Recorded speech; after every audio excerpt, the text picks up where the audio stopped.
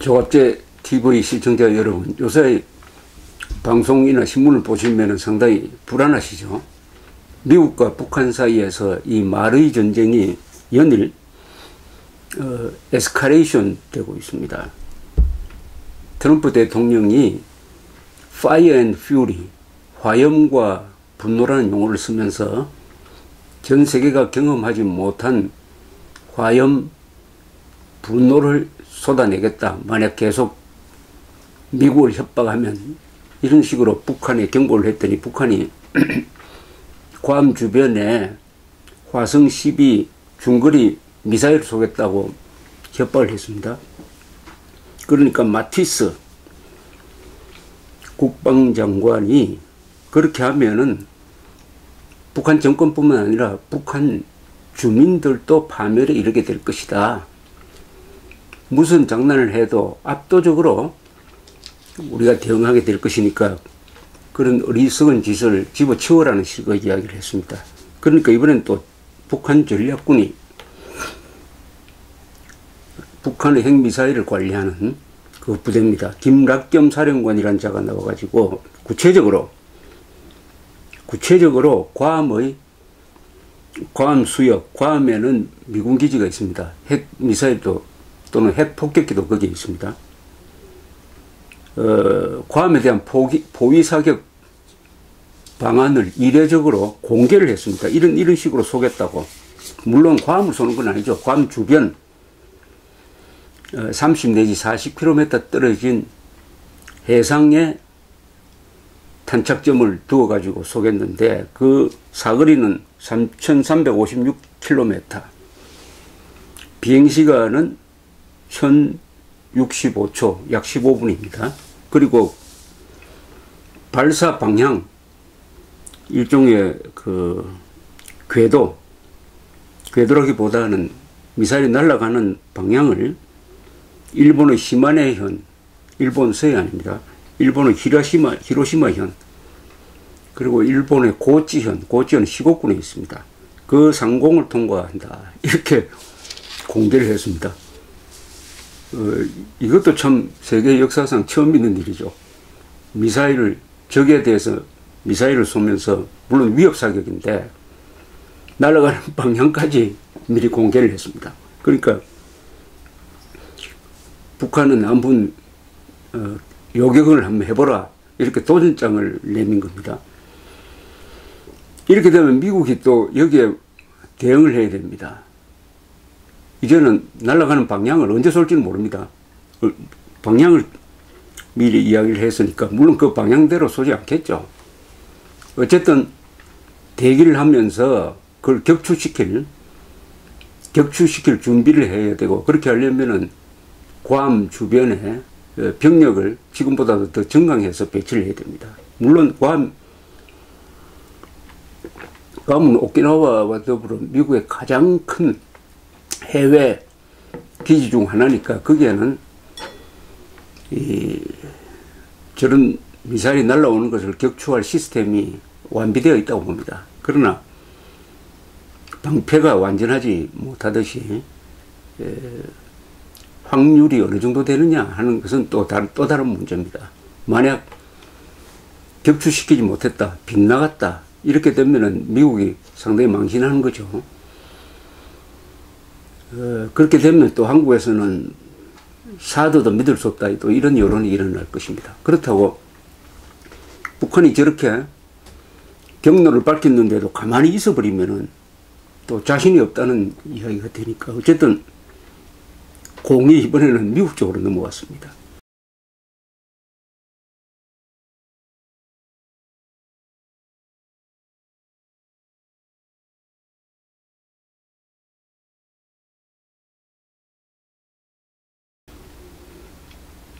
이런 와중에서 대북 풍선 날리는 이 사업에 앞장서 온 이민복 씨, 탈북자입니다. 이 농업기술자였습니다. 90년대에 한국에 온 이 탈북자, 이분은 정말 열심히 숨어서 신문에 내지도 안 하고 기자들을 만나지도 않고 밤에 주로 북한으로 풍선을 보내는 이 사업을 하고 있는데 스스로 대북 풍선 단장이라고 합니다. 이분이 아주 상값에 효과적으로 이 풍선에다가 이 삐라를 만들어서 삐라를 붙여가지고 북한에 보내는 게 이 혼자 하고 있는데도 북한이 발칵하고 있는 것은 그 풍선에 진실이 담겨 있기 때문이죠. 이야말로 이민복 때 김정은의 지금 구도가 아닌가 하는 생각 들 정도로 열심히 하는 분입니다. 이분이 오늘 조갑제닷컴에 글을 하나 써 보냈는데 이건 꼭 읽어드려야 되겠다는 생각이 듭니다. 이 제목이 뭐냐면 서울 불바다 괌 공격에 대한 생각. 요 짧으니까 한번 읽겠습니다. 이민복 씨.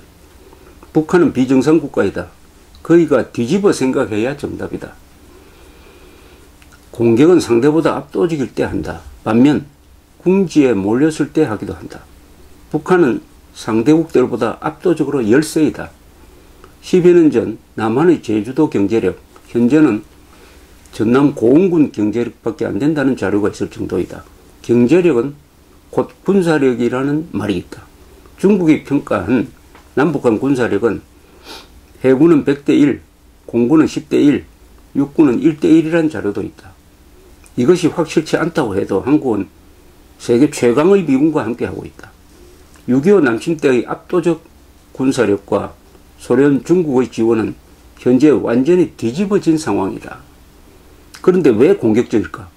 그것은 간단히 이해할 수 있다. 김정은 정권의 최대의 적은 남조선도 미국도 아니다.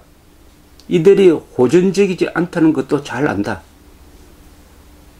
즉 남조선과 미국이 북한을 쳐들어올 생각이 없다는 것을 잘 안다는 것이요. 무엇보다도 김정은 정권이. 그런데 왜 김정은 정권의 최대의 적은 북한, 그런데 왜 이런 짓을 하느냐? 김정은 정권의 최대의 적은 북한 주민이기 때문이다. 발등에 불이 붙은 것이다. 이밥의 고깃국이 조부와 강성대국의 부친과 자신의 시대가 모두 거짓말 뿌림을 속일래야 속일 수가 없다.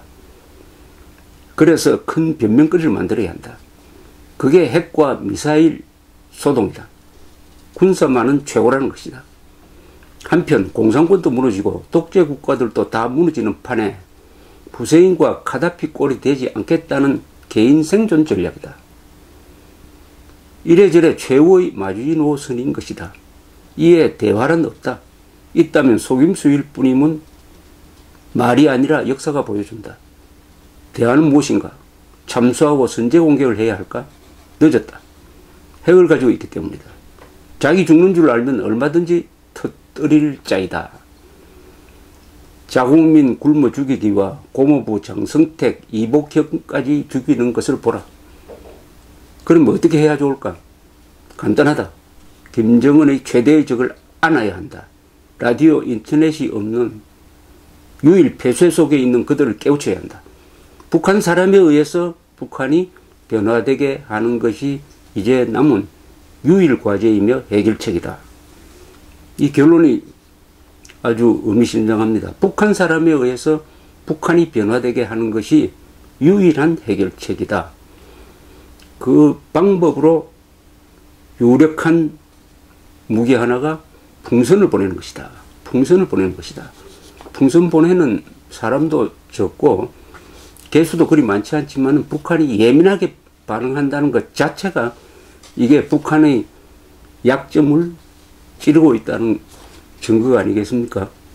그런데 문재인 대통령은 이민복 씨가 말한 바 북한 주민들에 대한 가장 좋은 심리전 무기이고 북한 정권에 대해서는 흉기와 같은 이 풍선을 민간인이 풍선을 보내지 말도록 통제하는 방안을 검토하라고 이야기를 했습니다. 이민복 씨의 논리라면은 북한에 강력한 타격을 줄 수 있는 견제력이 있는 우리의 무기를 없애라는 이야기와 마찬가지죠. 지금 문재인 대통령과 정부는 미국과 북한의 최고사령관들이 연일 서로 핵전쟁을 경고하고 위협하는 가운데 하는 일을 이렇게 분석을 해보면 꼭 해야 할 일은 하지 않고 하지 말아야 할 일을 하고 있는 게 있습니다.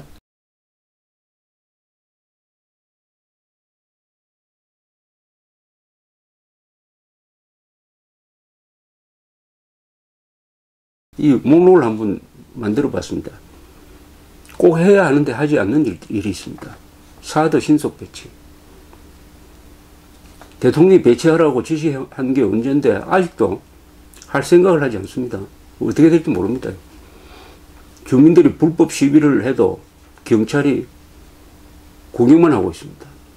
그 다음에 기가 막힌 거는 핵 민방위 훈련을 하지 않습니다. 당장 핵미사일이 날라오면은 우선 살아야 될 거 아닙니까? 그럼 행동 요령이 있어야 되죠. 다행히 한국에는 지하시설이 많습니다. 장사포든 핵미사일이든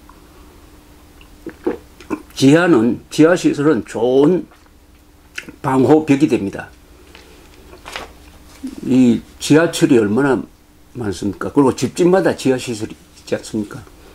이것을 핵 방공호로 이용할 방법이 있어요.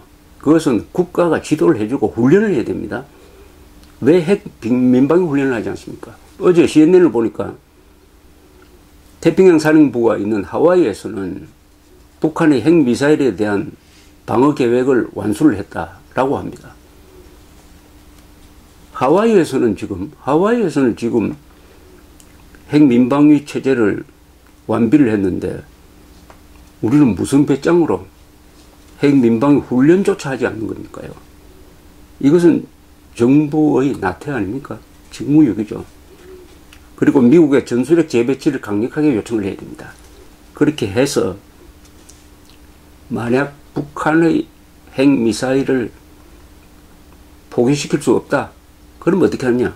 북한의 핵미사일과 같이 살아갈 수밖에 없다. 그러면 한국에 그게 대응하는 핵무기가 있어야 한다. 그것은 미국이 90년대 초에 빼내간 전술핵을 재배치하고 한국이 공동사용권을 갖는 것입니다. 그렇게 해야 공포의 균형이 이루어집니다. 공포의 균형이 이루어지지 않으면 한국은 공포의 인질이 되는 거죠. 인질이 되는 겁니다. 이것을 하지 않고 있습니다. 그 다음에 자위적 핵무장 검토를 해야죠. 한다는 흔적이 없습니다. 국정원의 정보 능력을 이를 뛸수 강화를 해야 되는데 지금 그 반대 방향으로 가고 있습니다. 무슨 과거사 캐기 폭로를 스스로 하고 있습니다. 국정원이. 이런 국정원에 미국 CIA가 정보를 주겠습니까? 그리고 한일 정보 협력을 강화를 해야 됩니다. 그리고 북한의 이 최근 이어지고 있는 이 핵미사일 공갈에 대해서 우리의 단호한 입장을 대통령이 직접 밝혀야 합니다. 그런데 이런 일들을 하지 않고 있습니다. 그런데 이런 상황에서는 하지 않아야 될 일들이 있습니다. 그런데 이 하지 않아야 할 일들을 찾아가면서 하고 있습니다. 문재인 정부가. 첫째, 국정원 무력화와 보복성 과학사 캐기, 폭로를 하고 있습니다. 그것도 국정원 직원도 아닌 민간인들이, 그 민간인 중에서는 사상이 의심스러운 사람이 들어가가지고 국정원의 과거 뭘 했느냐를 들여다보고 있습니다. 이게 법에 위반되는 거 아닐까요? 아니, 민간인이 무슨 자격으로 지금, 그것도 건전한 상식을 가진, 애국심을 가진 민간인이라고 보기 어려운 사람이 국정원이 과거에 무슨 공작을 했느냐, 무슨 활동을 했느냐를 들여다보고 폭로를 한다? 이걸 국정원이 보고 있다, 검찰이 보고 있다, 이해가 안 됩니다. 그 다음에 요새 공관병 이야기를 가지고 너무 심하게 군장성 조사를 하고 있습니다. 군인은 명예를 가지고 사는 사람들입니다. 명예와 목숨을 바꾸는 사람들이에요. 그 명예를 죽이면은 목숨을 바치려고 하지 않죠. 좀 과하다고 보일 정도로 군 장성 욕보이기. 그 다음에 이 판국에 왜 북한으로 민간인이 보내는 풍선을 단속하라고 합니까? 통제하라고 합니까? 또 이 판에 북한의 평화협정 논의를 제안한다는 게 이게 맞습니까? 아무리 노래를 좋아한다라도 노래 부를 때가 있죠. 장례식장에 가서 행진곡 부르면 됩니까? 그리고 의례적 대북 회담 제안. 북한과 미리 약속도 하지 않고 북한이 무시하는, 그래서 국가의 권위를 떨어뜨리는 이런 걸 하고 있습니다. 그 다음에 북한의 대남 공작에 적극 협조했던 이적단체 간부를 국가의 이념을 관리하는 교육부 장관의 정책보좌관으로 임명을 해도 방치하고 있습니다. 그리고 우리가 자체적 핵무장을 할 때는 우리의 기술, 그 자체적 무장의 기술의 요람이라고 볼 수 있는 원자력 발전소를 추가 건설을 백지화하겠다고 합니다. 이렇게 보면은, 어떻게 보면은 이 해야 할 일과 하지 않아야 할 일, 이 리스트를 적어놓고 보니까 문재인 정부가 하나의 일관성을 갖고 있다는 걸 알 수 있습니다. 그것은 피하 구분이 고장났다. 누구를 적으러 보느냐, 누구를 적으러 보느냐, 국정원을 적으러 보느냐, 김정은을 적으러 보느냐, 이게 뒤집어진 게 아니냐 하는 생각이 드는 것입니다. 그리고 국민의 재산, 자유, 생명을 과연 지키겠다는 생각이 있느냐 없느냐, 이것도 의심스러워요. 이게 어디서 나오느냐, 이 집권한 세력의 이념적 가치관이 대한민국과 다른 게 아니냐, 대한민국의 정체성과 다른 게 아니냐 하는 본질적인 의심을 갖게 합니다. 이게 앞으로 수정되지 않고 더 악화된다고 한다면 대한민국 헌법과 문재인 정권 사이에는 넘을 수 없는 간격이 생길 것이고 그 결과는 상당히 불행할 것이라는 예감이 듭니다. 이런 문재인 대통령의 엇박자 또는 방관적 작세가 국민들한테 전염이 되면 어떻게 되냐. 전쟁은 싫다. 핵인질이 되어도 좋다. 웰빙에만 전념하자 하는 이런 허무주의적 풍조를 퍼뜨리게 될 것입니다. 문재인 정부가 늦지 않았습니다. 지금이라도 중심을 잡아야 합니다. 감사합니다.